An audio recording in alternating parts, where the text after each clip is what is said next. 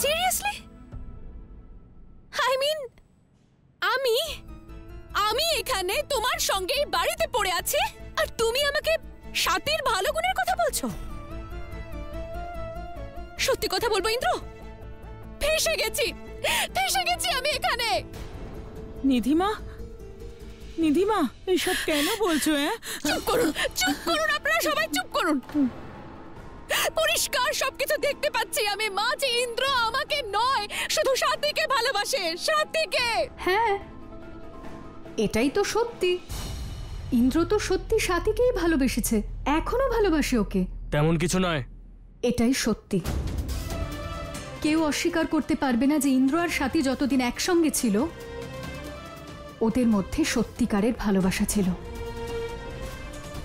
আর জানো নিধি, তোমার আর ইন্দ্র দুজনের মধ্যে না সত্যিকারের ভালোবাসা ছিল, না আছে, আর না কখনো হবে। অনেক হয়েছে ইন্দ্র, আগেই তুই ওই পূজারিনীকে বিয়ে করে আমার সম্মান নষ্ট করেছিস। এখন ভুলে গেছিস নাকি তোদের ডিভোর্স হয়ে গেছে? এখন তোর উচিত শুধু নিধির কথা ভাবা। দেখিস দ্বিতীয়বার আর একই ভুল করিস না। আর হ্যাঁ, বাবলি যেটা করতে চাইছে ওর প্ল্যানে ওকে সাহায্য কর। হ্যাঁ বাবা, আজকের জন্য ক্ষমা করে দাও আমাকে। নিধি তুমিও ক্ষমা করে দিও আমাকে।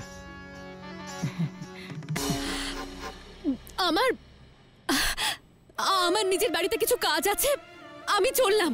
নিধি দাঁড়াও।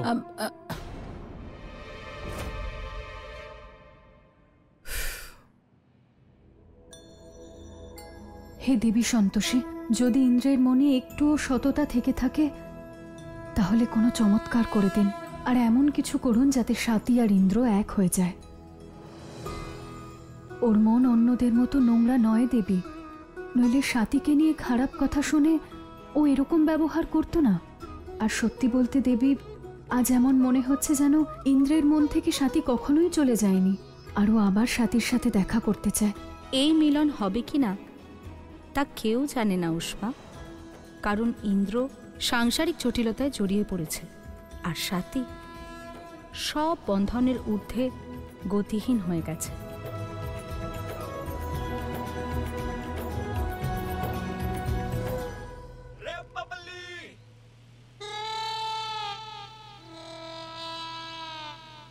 এই কি অভদ্রতা এগুলো?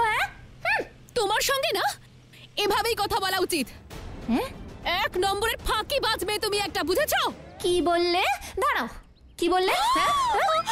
আমি ফাঁকিবাজ? হ্যাঁ, আমার সঙ্গে না বুঝে শুনে কথা বলবে, না হলে 2 সেকেন্ডের মধ্যে তোমার এই চেহারা নষ্ট করে দেব। কি করে দেব? নষ্ট করে দেবে? আর আজ তো আমি পুরো প্ল্যানটাই সেট করে ফেলেছিলাম, কিন্তু তোমার ওই যে পঙ্গু স্বামী যে হুইল চেয়ারে বসে থাকে সব বিগড়ে দিল, বুঝতে পারলি?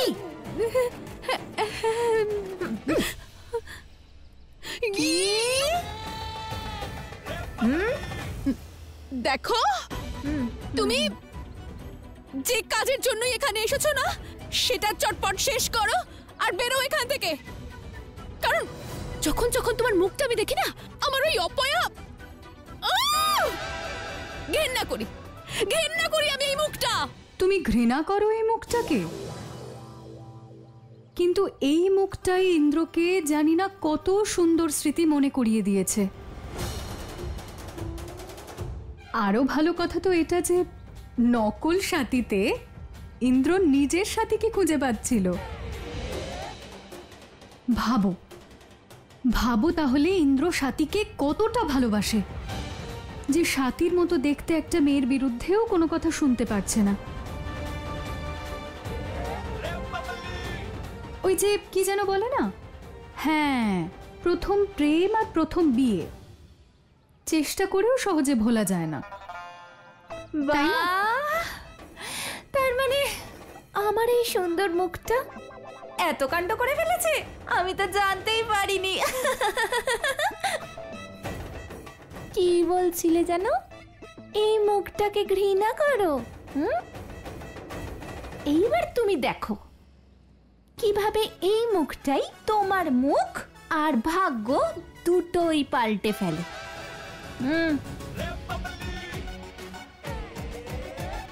বাবা, মা! চিৎকার দিন। আর তুমি স্বাতীর বড় দিদি, শোনো,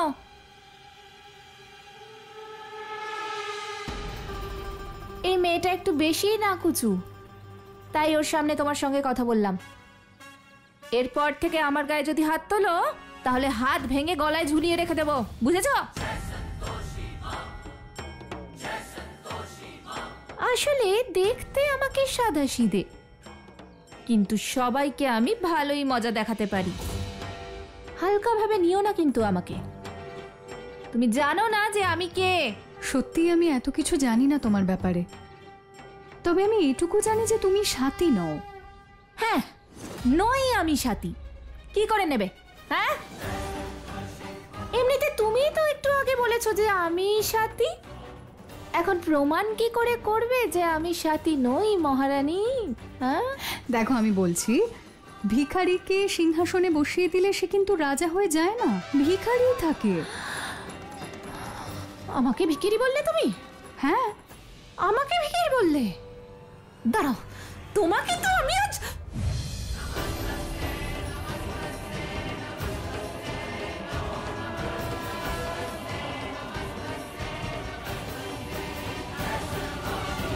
খেয়ে নাও, মাথা ভালো কাজ করবে। এটা কি করে হলো? মা! বাবা! কি হয়েছে? বাবা, ব্যাস অনেক হয়েছে। আবার নতুন কি নাটক শুরু করলো? যাই গিয়ে দেখি আমি। এসব সহ্য করতে আমি আর পারছি না। বাবা, এই বাড়িতে আমার কোনো রেসপেক্টই নেই। যার যখন যা ইচ্ছে হয় আমাকে শুনিয়ে চলে যায়। আগে শুধু ওই সাথী ছিল, আর এখন বাবলি আর সন্তোষী আমাকে যা খুশি কথা শোনায় বাবা। আর শুধু তাই নয়, আজকে তো ইন্দ্রর মনের কথাটাও আমি বুঝে গেছি।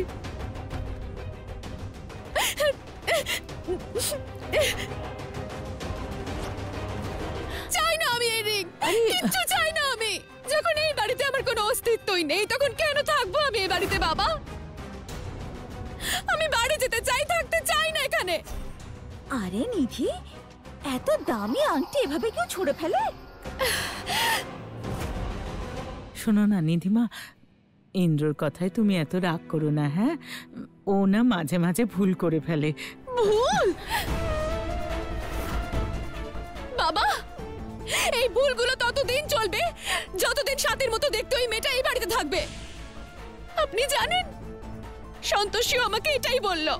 সন্তোষীকে তো আমি...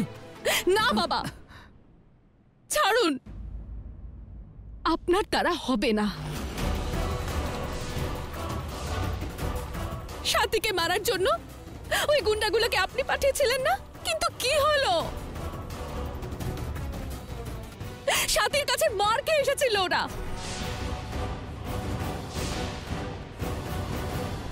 আরে বাপ রে বাপ, এ তো দেখছি সিংহের সামনে বকবক করে যাচ্ছে। যদি বাবার মাথাটা একবার বিগড়য় না, তাহলে আর দেখতে হবে না। সত্যি কথা বলতে আমার গোটা জীবনটা শেষ হয়ে যাচ্ছে।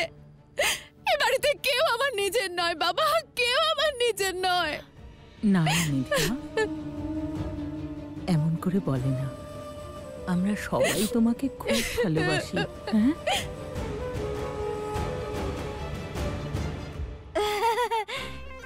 মা একদম ঠিক বলেছেন নিধি। তোমাকে না এখানে সবাই খুব ভালোবাসে, আর আমাকে তো কেউ কোনোদিন ভালোই বাসেননি। তুমি এখান থেকে চলে যেতে চাও? বেশ, ঠিক আছে, যাও। আরে এসব কি বলছো? একদম ঠিকই বলেছি নিধিমা, তোমার আর ইন্দ্রর এখানে এইসব নাটক দেখার কোনো প্রয়োজন নেই। তোমরা বেনারসের বাড়িতে চলে যাও, সেখানেই খাও দাও, আনন্দ করো। তোমার বাবার সঙ্গে আমি কথা বলে নেব। সত্যি বাবা? তুমি আমার ছোটবেলার বন্ধুর মেয়ে, আর আমি আমার বন্ধুর জন্য এটুকু তো করতেই পারি।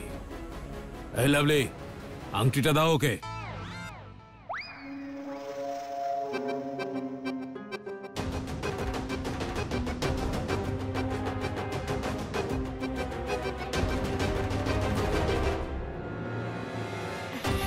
বাবা আমিও যাব বেড়াতে।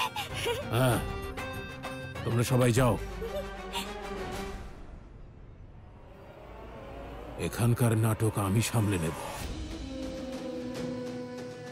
আমার থেকে পালিয়ে এই মুহূর্তে কেউ কোথাও যেতে পারবে না। আমিও দেখতে চাই কিভাবে যেতে পারে।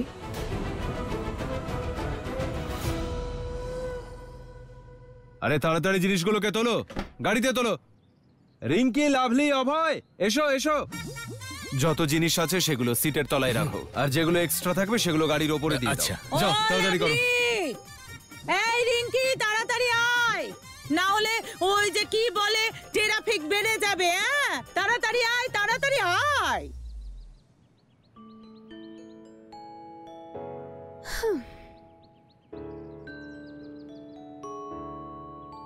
এখনো রেগে আছো আমার উপর? ঠিক আছে, দাদা আমি তো যাচ্ছি না, তোমরা চলে যাও। আমরা একসাথে যাচ্ছি, ওকে? আগে না, মুখে হাসি ছাড়া আমি কোথাও যাব না।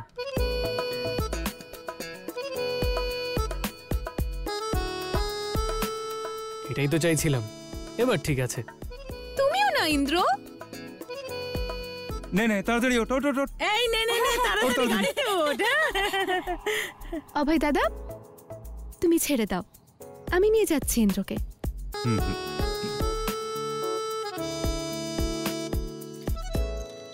নাও না ওঠো। আরে একটু পরে ফোন করো তো, আমি জরুরি কাজে আছি। আরে কি হলো কি, তোমরা এত দেরি করছো কেন? গাড়িতে ওঠো না, যাও যাও ওঠো গাড়িতে। চাবিটা কোথায় গেল আবার? আরে এখানেই তো রেখেছিলাম গাড়িতে। চাবিটা কোথায় গেল? গাড়িতে তো নেই। এই অভয়, গাড়ির চাবি কি তোমার কাছে আছে? আরে না কাকা, তোমার কাছে তো চাবি ছিল। তাহলে হারিয়ে গেছে বাবা, একটু খুঁজে দেখ। আরে কি রে তুই আদেশ, একটা চাবিও সামলে রাখতে পারিস না? আদেশ বাবু, চাবি এখানে।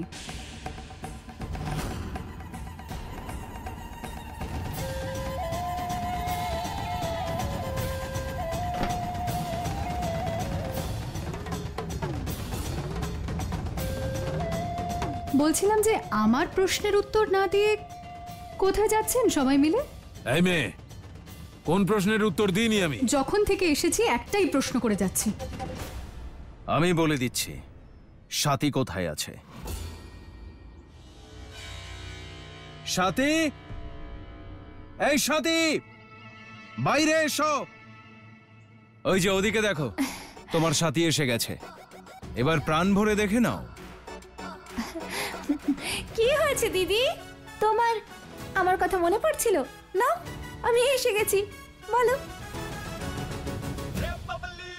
তোমার এত ভালো দিন আসেনি যে আমি তোমার কথা ভাববো। আমি আমার বোন সাথীর কথা মনে করছিলাম।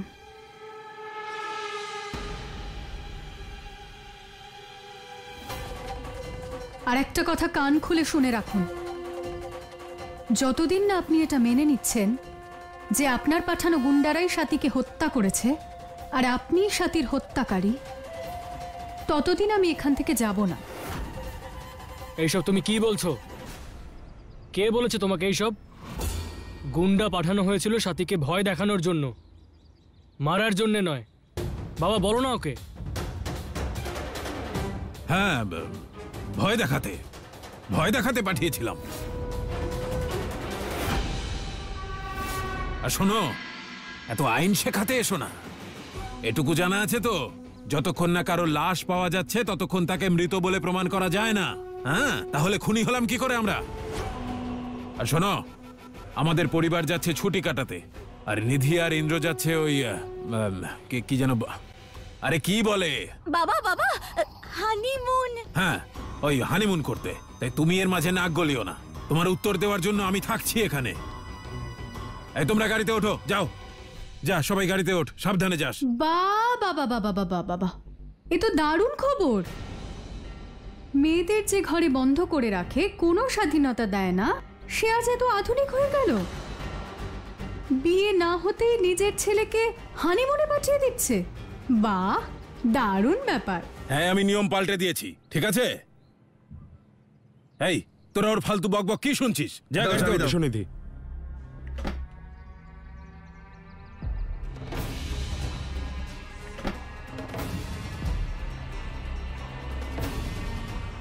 আরে কি করছোটা কি, পাগল হয়ে গেছে নাকি?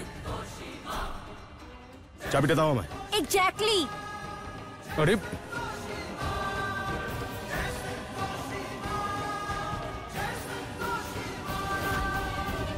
চাবিটা দাও বলছি।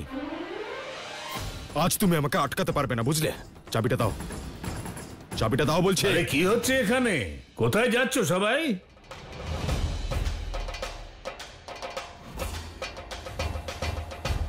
আরে আসুন প্রধান মশাই, ছুটি কাটাতে যাবো বলে বেরোচ্ছি, চাবিটাই দিচ্ছে না।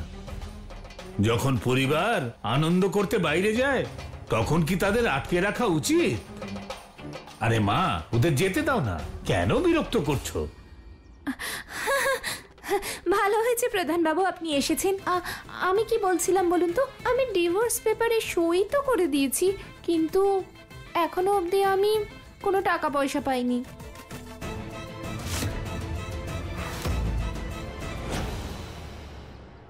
কি ভেবেছিলে আমাকে নকল সাথে প্রমাণ করে এই বাড়ি থেকে বের করে দেবে?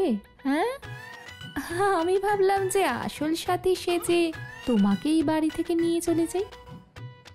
এখন এই দুটো রহস্য ছাড়াও আরো একটা রহস্য আছে। আসলে আমরা যদি এই বাড়িতে থেকে যাই আর ওরা চলে যায়, তাহলে তো আমাদেরই হার, তাই না? তাই এবার তুমি ভেবে দেখো যে আমার দিদি হয়ে তুমি এখানেই থাকতে চাও, নাকি এই বাড়ি থেকে বেরিয়ে যেতে চাও? হ্যাঁ, ভালো করে ভেবে নাও। যেদিন কোর্ট ও রায় দিয়ে দেবে, যেদিন তুমি আর তোমার দিদি এই বাড়ি থেকে বেরিয়ে যাবে, আর যেদিন তোমার পরিবার লিখিতভাবে এটা জানিয়ে দেবে যে আমাদের সঙ্গে ওনাদের কোনো সম্পর্ক নেই, সেদিন তোমার যা পাবার পেয়ে যাবে।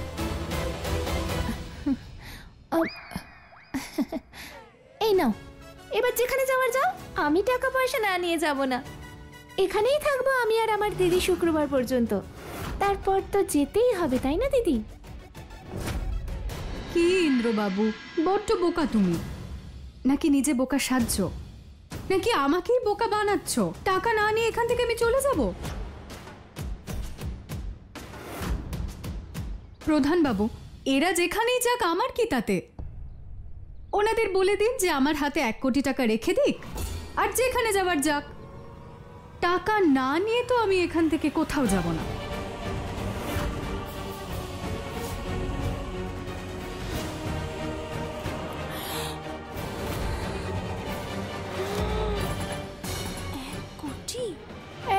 কোটি? হ্যাঁ, 60 লাখের কথা তো আগেই হয়ে গিয়েছিল, কিন্তু যখন তোমাকে দেখতে পেলাম তখন ভাবলাম 1 কোটি না নিলে তো ব্যাপারটা ঠিক জমবে না।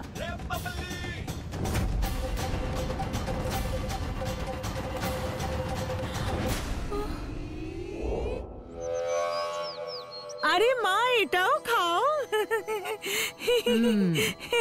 এই সিংহাসন সিংহ, ওদিকেও একটু জল দিও, গাছটা শুকিয়ে যাচ্ছে। এই তুমি ঠিক করে পরিষ্কার করো গাড়িটা। ফল খাও। পাখা। হ্যাঁ, দেখো দেখি, তোমার লাভের জন্য কত কিছু করছি আমি। ওদের যদি বেড়াতে যেতে দেওয়া হয় তাহলে ওদের সাথে টাকাটাও চলে যাবে। আর তুমি জানো না এরা কতটা মিথ্যেবাদী, একদম ভরসা করবে না।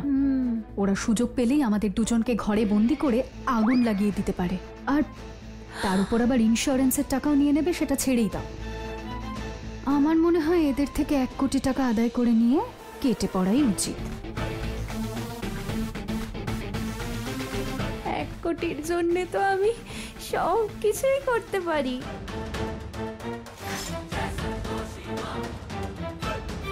এই যে শুনছো, আমি বলেছিলাম না এই মেয়েটাই আসল সাথী। আরে আপনি কি বলতে চাইছেন? ও তো নিজেই বলছে যে ওই সাথী। আরে আমিও তো সেটাই বলছি, ওই সাথী। আরে কুন্তি দেবী, চুপ করো। কেন চুপ করবো? তুমি দেখছো না এরা দুজন মিলে আমাদের মাথার উপর তাণ্ডব করছে? আর তুমি বলো, দুজন মানুষকে একই রকম দেখতে হয় নাকি? আর আমাদের সাথেই দেখা হলো, এরকম হতে পারে বলো তো? একরকম দেখতে? আমি কিছু বুঝলাম না। আরে আমি তো সেটাই বলছিলাম যে মাথা মোটা একটা। চুপ। আরে সিংহাসন বাবু, একটু আমাকেও বোঝান। আরে প্রধান মশাই, কিচ্ছু না, এটা ওর অভ্যাস, উল্টো পাল্টা বলে ফেলে। হ্যাঁ, এরকমই বলে ফেলি, খুব খারাপ অভ্যেস।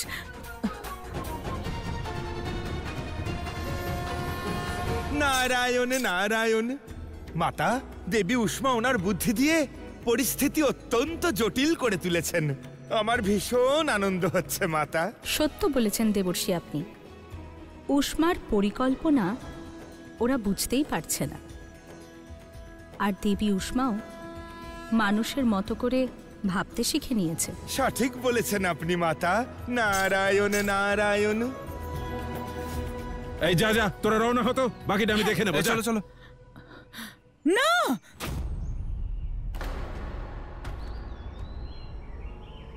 না, আমি যাব না এই বাড়ি ছেড়ে। এরা যদি আমার বাড়ি দখল করে নেয় তখন? আরে আমি এখানে চোখ বন্ধ করে থাকবো নাকি? হ্যাঁ, সে তো ঠিক আছে, কিন্তু ওদের উপর আমার ভরসা নেই একটু। আরে এই যে ওর দিদি সন্তোষী, ও তো জাদু জানে, যেখানে সেখানে যখন তখন প্রকট হয়। আর এই যে সাথী, আরে কেন ওকে তুমি?